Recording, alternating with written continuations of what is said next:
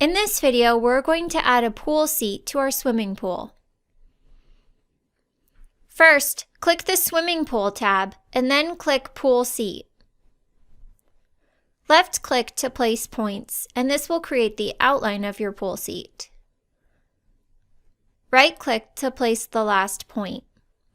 For help with editing points, please see our Editing Points video. By default, the seat will match your swimming pool material. To change it, uncheck this box and click this material image. It will take you to a selection of different materials.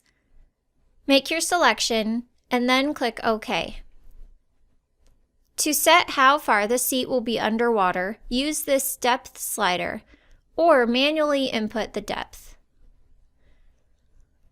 Thank you for watching, and be sure to check out ideaspectrum.com for more videos and information about our software.